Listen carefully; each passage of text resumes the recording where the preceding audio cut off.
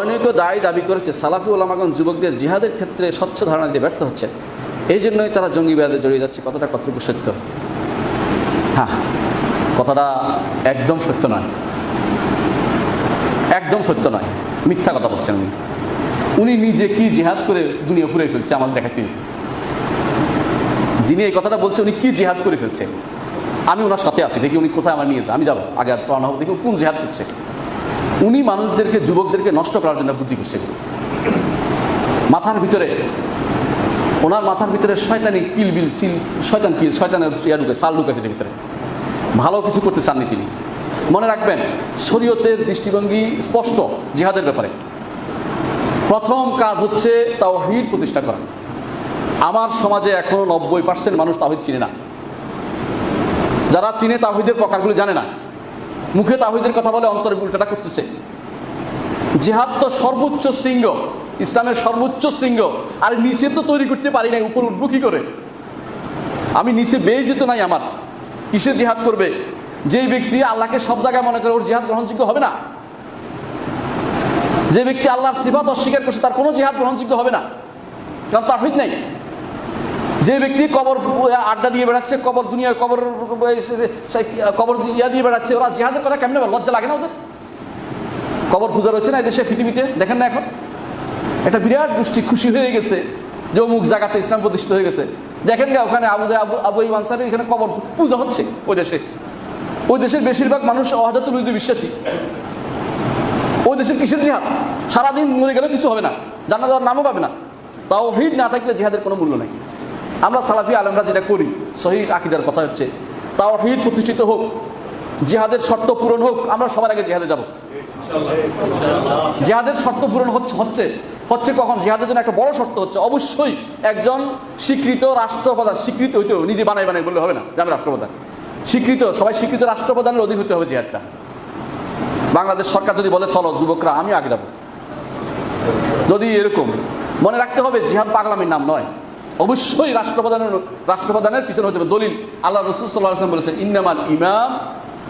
ইন্নামাল ইমাম জুন্নাহ তুকাতালু মিন ওয়ারাইহি। ইমাম হচ্ছে ঢাল স্বরূপ, যার পিছনে থেকে যুদ্ধ করতে হয়। আল্লাহ তাআলা কোরআনে বলে দিয়েছেন ইবআস লানা মালিকান নুকাতিলু ফি সাবিলিল্লাহ। কোরআনে বলছে মুসা আলাইহিস সালামের কওম বলতেছিল, মুসা আলাইহিস সালাম কাম তালুতের কওম বাদে মুসার পরে বলছিল আমাদের জন্য একজন রাজা দেন যার পিছনে থেকে আমরা যুদ্ধ করি। কোনোদিন জিহাদ জায়গা জায়গা বোমা ফুটানোর নাম নয়, কোনোদিন জায়গা জায়গা আগুন লাগানোর নাম নয়, জায়গা জায়গা সমস্যা তৈরি করার নাম নয়। জিহাদ একটি পরিকল্পিত জিনিস। জিহাদের স্তর ভিন্ন আছে, জিহাদের উদ্দেশ্য জানতে হবে। জিহাদের মূল উদ্দেশ্য হচ্ছে এলাই কালেমাতিল্লাহ, আল্লাহর কালেমাকে বুলন্দ করা। এই মসজিদে দাঁড়িয়ে এতক্ষণ যা বলছিলেন জিহাদ, যে আলেম পড়াচ্ছেন তিনি বড় মুজাহিদ। ইমাম আবু হানিফা জিহাদ করেন নাই, শাফিঈ, মালিক, আহমদ ইবনে হাম্বল জিহাদ করেন নাই? বড় মুজাহিদ তারা, ইলমের জিহাদ করেছেন। এই জিহাদের মাধ্যমে সারা দুনিয়া ছড়িয়ে দিতে আল্লাহ তাআলা বলেছেন ওয়াজাহিদহুম বিহি জিহাদান কাবীরা। এই কোরআন এবং ইলমের জিহাদ দিয়ে সারা দুনিয়া জিহাদ কবির করতে বলছে আল্লাহ তাআলা। এই কোরআনের জিহাদ, হাদিসের জিহাদ সারা দুনিয়াতে আলেমরা করেছে, মুহাদ্দিসিনরা করেছে, মুফাসসিরিনরা করেছে। এই মুফাসসিরিনরা, মুহাদ্দিসিনরা এবং ইমামরা করেছে, এটাই জিহাদ। এর বাইরে যেই জিহাদ হচ্ছে লাঠি সোটা নিয়ে বের হওয়া, সেটার শর্ত পূরণ না হওয়া পর্যন্ত কেউ বের হওয়া জায়েজ নাই। রাসূলুল্লাহ সাল্লাল্লাহু আলাইহি ওয়াসাল্লাম বলেছেন মান রাআ মিনকুম মুনকারান ফালিয়ুগাইয়িরু বিয়াদিহি ফাইলাম ইয়াস্তাতি ফাবিলিসানি ফাইলাম ইয়াস্তাতি ফাবিকলবি ফাইলাম যালিকা আদআফুল ঈমান। যে ব্যক্তি মুনকার দেখে হাত দিয়ে প্রতিহত করতে হচ্ছে, না পারলে মুখ দিয়ে, না পারলে অন্তর দিয়ে। খেয়াল করেন, হাত দিয়ে প্রতিহত করার জন্য শর্ত হচ্ছে ক্ষমতা থাকতে হয়। এই ক্ষমতা অর্থ আপনার হাতের ক্ষমতা নয়, এই ক্ষমতা হচ্ছে রাষ্ট্রীয় ক্ষমতা, এটা থাকতেই হয়। এটা ভুল বুঝাবুঝি করে আমাদের সমাজ যুবককে নষ্ট করার জন্য এই বুদ্ধি যারা বেশ বের করেছে, ফিতনাবাজ, এরা তাকফিরি, এরা ফিতনা করছে দুনিয়ার খাওয়ারে পথ বের করতেছে। এরা এই সমস্ত জিনিস করতো তখনকার দিনেও। বলতো যে এরা যুবানা, আলেমদেরকে বলতো এরা তো দুর্বল, এরা তো বিরু, এরা জিহাদ করে যাচ্ছে। কিসের জিহাদ? তোরা বোরা যায় পাহাড়ে লুকিয়ে থাকার নাম জিহাদ? কখনো জিহাদ নয়। এটা কোথাও যায় পৃথিবীর জায়গায় একটা আগুন লাগাই দেয়, কোনো বিল্ডিং ভেঙে দেয়, জিহাদ নাকি? কোথাকার জিহাদ পাইছে? এগুলো সন্ত্রাস, এগুলি শরীয়ত অনুমোদন করে না, এগুলো মিথ্যাচার। ইসলামের শরীয়তের জিহাদের নিয়ম কারণ পদ্ধতি মেনে চলতে হয়। সেটা হচ্ছে অবশ্যই কোনো রাষ্ট্রপ্রধানের নিয়ম নীতি হতে হবে। হ্যাঁ, যখন আক্রমণ এসে যাবে, তখন যদি ক্ষমতা থাকে তখন আর রাষ্ট্রপ্রধান থাকবে না। যেমন আমার আক্রমণ আসছে কথার কথা কোনো দেশ থেকে বাংলাদেশে, আমার ক্ষমতাকে দাঁড়াবো। ক্ষমতা না থাকলে জিহাদ নাই, হিজরত। ইসলাম হিজরত কেন বেঁধে দিয়েছে? মরে যেতে বলে নাই, কারণ আমার আবার ক্ষমতা সংগ্রহ করতে হবে। সাহাবায়ে যখন ফিরে আসে বললেন যে ইয়া রাসূলুল্লাহ নাহনুল ফারুন, আমরা তো ফিরে আসছি, আমরা পালিয়ে আসছি। রাসূল বললেন বাল আনতুমুল আক্কারুন, তোমরা আবার ফিরে যাবে। অর্থাৎ ক্ষমতা নিয়ে তারপর যেতে হবে, ক্ষমতা বাদে জিহাদ করতে বলা হয়নি। বর্তমান বিশ্বের ক্ষমতা এখন আর হাতের ক্ষমতা দিয়ে যুদ্ধ করে না কেউ, যারা বলে ভুল করে। এখন ইন্টেলেকচুয়াল ওয়ার চলতেছে, বসে বসে ছেলেরা টুসটাস করে আঙ্গুল দিয়ে টিপে ওই পেন্টাগনের নষ্ট করতেছে না? এইটা জিহাদ, এটা দিয়ে বিরাট কাজ হচ্ছে। আপনি ওই দুইজন মারাচ্ছে, বোমা মারা, ফুসকি ফুটানোর কোনো কাজ হয় না, শুধু সমস্যা তৈরি করা মানুষের ভিতরে, এটা সার কিছু হয় না। বরং এলমি জিহাদ হচ্ছে বড় জিহাদ। ইন্টেলেকচুয়াল ওয়ার এখন দরকার, প্রত্যেকটি মানুষ লেগে যাওয়া দরকার এই এলমের, যে আমার সন্তানকে দিন সম্পর্কে শিখাবো, আমার সব দুনিয়া শিক্ষা দেবো, পৃথিবী পরিচালনার নিয়ম কানুন শিক্ষা দেবো, এই ওয়ার্ল্ডটা দরকার, এটা দরকার। এটা না করে জিহাদের নাম দিয়ে মারামারি করতেছে। আর দুনিয়াতে 60,000 না 70 লাখ 60,000 লাখ ইহুদি সারা দুনিয়া চালাইতেছে, ওদের কি কয় যুদ্ধ করতেছে, কয়জন যুদ্ধে আসছে ওরা? ওরা তো ইন্টেলেকচুয়াল ওয়ার মাথা দিয়ে কাজ করতেছে। আপনার আমার উচিত বুঝে উচিত কোন জিনিসটা দিয়ে যুদ্ধ করতে হবে। এখন আর ওই সমস্ত আপনার ওই ক্যাশন কোপ দিয়ে কাজ হবে না, কিছু কোনো কাজ হবে না এগুলো দিয়ে। আপনার আমার এখন ইন্টেলেকচুয়াল ওয়ার দরকার, দিন শিক্ষা দেওয়া দরকার। জিহাদ অবশ্যই করবো, শর্ত পূরণ হতে হবে আগে।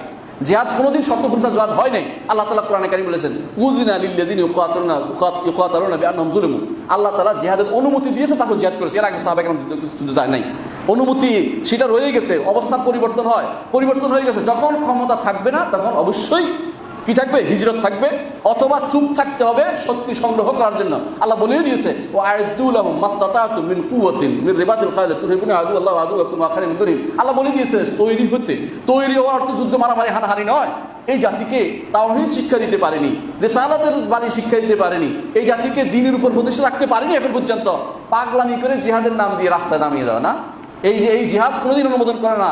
এটাই হচ্ছে বাগাওয়াত, সীমা লঙ্ঘন, এটা শরীয়তের বাইরে চলে যাওয়া, এটা কখনো শরীয়ত অনুমোদন করে না। এই জন্য যারা সালাফি আলেম দোষ দিচ্ছে, ওরা সালাফি আলেমদের দোষ দেয় নাই, পুরো উম্মতকে দোষ দিচ্ছে। কারণ সালাফি আলেম বলতে কাদের বোঝায়? সাহাবায়ে কেরাম, তাবেঈন, আইম্মায়ে মুজতাহিদিন, এবং কি আমাদের ইমামদের, এবং কি মুহাদ্দিসিন, মুফাসসিরিন যত আছে, কেউ কই আপনারা বলেন তো আবু হানিফা রাহমাতুল্লাহ কয়টা যুদ্ধ অংশগ্রহণ করছে কোনোদিন? মালিক, শাফিঈ, আহমদ ইবনে হাম্বল, ইমাম বুখারী, আবু তিরমিজি, ইবনে মাজাহ, নাসাঈ, কেউ যুদ্ধ করুন। তাহলে সব কি আপনি বলবেন এরা সব সালাফি অর্থ সব খারাপ আর ওরা সব ভালো? আপনারা বুঝেন, বিবেককে রাখেন, কাজে লাগান। কোথায় যাচ্ছে এই জাতি, কোথায় যাচ্ছে? এই মানুষগুলি মানুষকে বিভ্রান্ত করছে। এরা বিভ্রান্ত, এরাই বাগী ছিল, এরাই বের হয়েছিল ওসমানের বিরুদ্ধে, এরাই আলীর বিরুদ্ধে বের হয়েছিল। যুগে যুগে ওরাই ফিতনা তৈরি করেছে।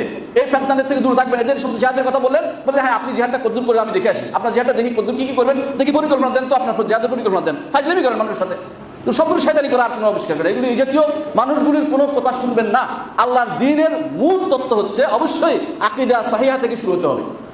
মুহাম্মদ রাসূলুল্লাহ সাল্লাল্লাহু আলাইহি ওয়াসাল্লাম 13 বছর আকীদার দাওয়াত দিয়েছেন, শুধু 13 বছর, এরপরও দিয়েছেন। 13 বছর শুধু আকীদা দিয়েছেন, এরপরে আমল দিয়েছেন। এরপর জিহাদ তো শুরু হয়েছে মদিনা যাওয়ার পরে। ইমামের পিছনে ইমাম ছিল, ইমাম ছাড়া কোনো জিহাদ নেই, ইমাম ছাড়া কোনো জিহাদ আবিষ্কার করা যাবে না। এই জন্য যারা এগুলি দিয়েছে এরা মিথ্যা কথা বলছে, এরা মানুষকে বিভ্রান্ত করছে, যুবক সমাজকে নষ্ট করছে। এদের থেকে সাবধান থাকবেন। এদের প্রত্যেকে জায়গায় জায়গায় ওদেরকে দেখিয়ে দিবেন যে এরা ফিতনাবাজ, এরা জঙ্গিবাদ, এরা সন্ত্রাসী।